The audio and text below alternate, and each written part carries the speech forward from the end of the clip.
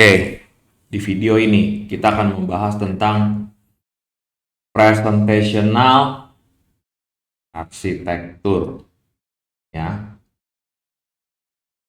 Apa itu ya? Tapi sebelum saya jelasin ini apa, jadi ada seperti ini, rancangan seperti ini. Misalnya saya mau buka Tokopedia. Sudah ada tampilan, sudah ada user interface Tokopedia kan? Di sini nggak ada, kosong. Ya. Saya ketik dulu www.tokopedia.com. Keluar tampilan Tokopedia, tapi tidak cuma tampilan. Tidak cuma user interface Tokopedia, tapi ada data Tokopedia. Ini kan datanya. Gambar, nama, harga, ini data. Ya, jadi dua. User interface-nya sudah bercampur data. Ya. Jadi sebenarnya cara kerja pertama seperti ini. Step 1. Ini kan dari browser. Dari browser, step 1. Menghubungi server.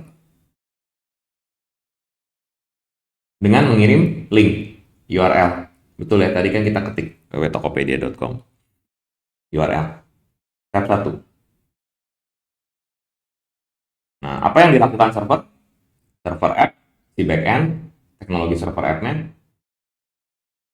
menghubungi database. Wah, gue perlu data kan? Minta data. Ini tahap 2 ini. Minta data. Karena kayak saya mau lihat data-data barang. Apalagi misalnya kalau saya klik URL, saya mau lihat data handphone. Ini peralatan HP. Maka saya kirim URL, saya klik link, saya klik button atau saya ketik linknya URL, lalu dia minta data. Lalu apa yang dilakukan sama database? Kasih data. Betul ya? Kasih data ke si tengah, ke Java-nya, ke anak ke server app-nya. Ya mau Java, mau Python, apapun. Lalu, apa yang server lakukan? Server akan memberikan, ini tahap 4. User interface tampilan plus data. Betul ya? Jadi ini, solusi nomor 1 seperti ini. Tapi kita ada 2 macam solusi. Ya. Tidak semua jalan kerjanya seperti ini.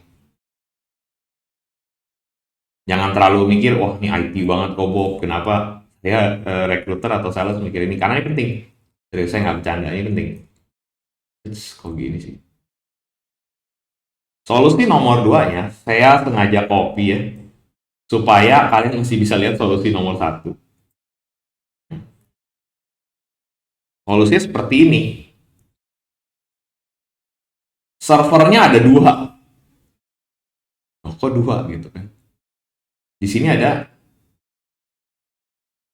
server lagi.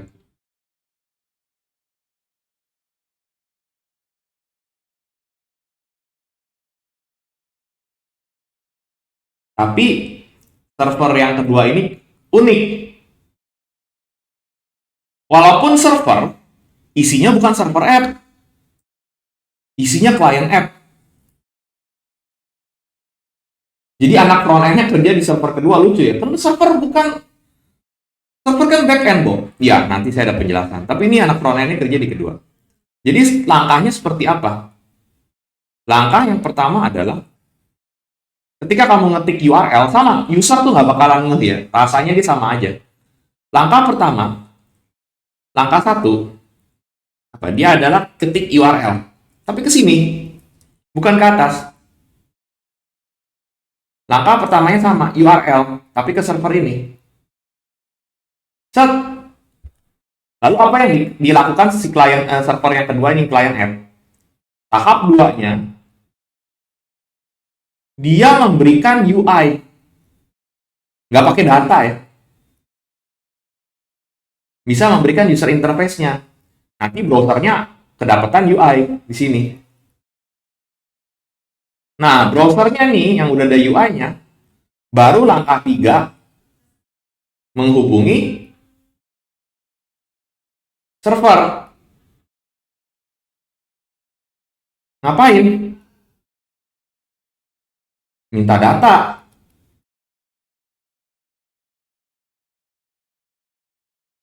Dari server app, langkah 4 ke sini.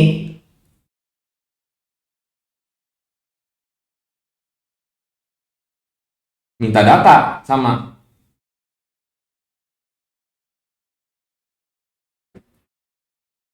Langkah 5, kasih data sama kayak 3 di sini. Oke? Lalu langkah 6, di sini. Kasih data. Wah, kesannya malah yang bawah langkahnya lebih panjang ya. Yang di atas berapa nih? 4 langkah. Yang di bawah 6 langkah. Berarti 2 langkah lebih banyak ya. Tapi percaya nggak percaya, yang lebih kekinian adalah yang bawah. Ini copot. Saya tarik ya.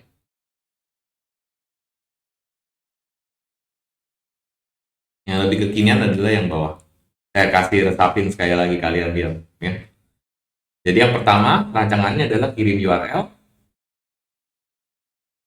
minta data, dikasih data sama server app, data campur UI, baru dikasih data sama UI-nya. Yang pertama, di sini yang kedua, rancangan kedua adalah dia minta URL. Si klien server app kasih UI dulu. Baru dia minta data lagi, minta data, kasih data, kasih data. Jadi, data dan UI berasal dari server yang berbeda. Saya simpulkan yang pertama adalah dengan URL kita minta ke server app-nya, dengan URL kita minta ke server app-nya. Gue minta data sama user interface-nya. User interface dan datanya. Atau bisa dibilang data yang ditampilkan sudah dengan user interface cantik. Gitu. Terus baru si DB-nya kasih data, si server app-nya sudah keluarin data plus UI plus kombinasi mendata. Rancangan yang ini, dia kasih URL-nya, minta UI-nya dulu, UI-nya udah nyampe, baru berikutnya dia minta datanya, minta data, kasih data. Baru di sini terakhir, baru di sini setelah langkah 6, langkah 7-nya baru di sini UI tambah data. Langkah 7 sini udah kejadian lah. Ya. Kasih baru UI-nya kan udah nyampe duluan, baru data. Jadi pengiriman barangnya nggak 2 kali. Nggak 1 kali, 2 kali masing-masing. Tapi percaya nggak percaya, kayak saya bilang, yang lebih kekinian adalah yang bawah. Kok langkahnya lebih banyak, tapi lebih kekinian. Kenapa? Singkat cerita, sebenarnya rancangan yang bawah ini kekiniannya banyak. Ya. Yang pertama, yang bawah ini lebih kompatibel nanti kalau ke mobile. Ini masih web app. Lebih kompatibel kalau ke mobile sama desktop app. Yang atas nggak bisa. Yang kedua, bisa ceritain kenapa. Yang kedua, lihat langkah 1 minta URL, minta UI dapat UI. Langkah pertama dan langkah kedua nantinya nggak perlu diulang lagi. Ini cuma minta sekali, sisanya dia cuma minta data, kasih data, minta data, kasih data, minta data, kasih data.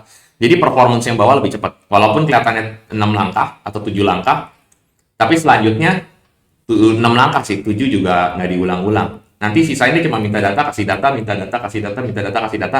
UI-nya tuh udah duduk terus di browser kamu. Gitu. Ya. Kalau yang ini selalu minta UI terus. Selalu minta user interface terus. Minta user interface sama data. Server app dicampur data sama user interface, kasih ke browser. Minta data dicampur sama user interface, kasih lagi. Jadi selalu beban tiap kali ke depan bawanya berat. UI sama data digabung. Ya, kayak misalnya kalau kalian pembelian barang bisa dibilang kayak pembelian shampoo atau pembelian sabun ya. Kalian bisa beli botol plus sampo-nya dikasih botol plus sampo-nya. Minta sampo baru, dikasih plus sampo dan botolnya. Kalau ini, sekali beli sampo, tapi kalian beli botolnya dulu, sisanya kalian cuma beli isi ulangnya, bisa beli datanya doang, nggak beli botolnya lagi, gitu. Jadi rancangannya ada dua. Nah, eh, ini secara presentational arsitektur beda. Ya, arsitektur dibilangnya presentational arsitekturnya beda. Nah, ini anak resource pooling juga udah sering dengar ya, anak backend juga ada, anak recruiter juga udah sering dengar. Nah, kalau kita cerita tentang anak mobile, full stack mobile ya, dengan arsitektur MVC, itu yang ini. Ini singkatan dari model view controller. Nah, model ini melambangkan koneksi kalian ke database-nya. Controller sendiri tentang si servernya yang mengatur semuanya kontrol. Masih ada view-nya. View itu adalah melambangkan UI ke depan. Ya, cukup cocok untuk anak full stack. Nah, tapi yang di bawah ini, ya, ini yang kita bilang dengan arsitektur sudah masuk ke dalam penggunaan API. Sudah menggunakan API.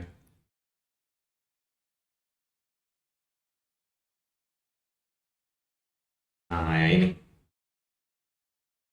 Jadi ini akan sangat berbeda di tenaga kerja. Sangat berbeda, bahkan berbeda di sisi front end maupun back end-nya.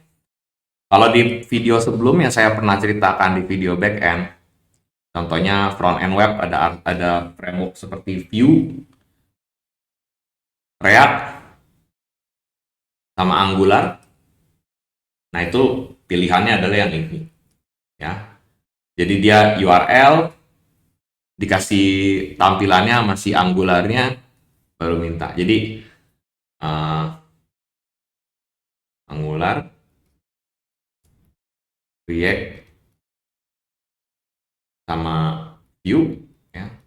Atau framework JavaScript yang berbasis komponen atau berbasis SPA, itu solusi nomor 2, solusi ini. Yang atas nggak butuh, ya. Jadi kalau usernya minta MVC, ini nggak ada nih. Ya. Nggak pakai 3 ini.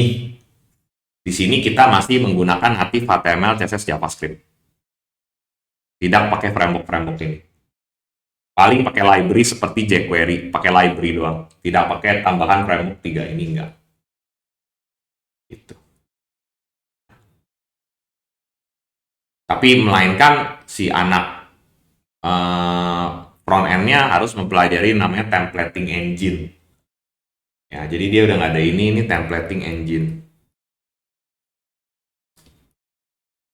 Rumit ya, yang ini udah render engine ini udah pelajarannya udah mulai rumit. Nah, tapi saya di video berikutnya mau menjelaskan dulu apa sih API. Ya. Nah, ini paling penting ya, harus paham. Ya, karena saya ngelihat banyak nih yang levelnya lumayan tinggi juga belum tahu itu API ya. Sorry, teman recruiter atau sales yang level tinggi juga belum tahu apa itu API. Nah, saya akan mau menjelaskan di video berikutnya, ini penting sekali ya. Oke, sampai di sini aja dulu.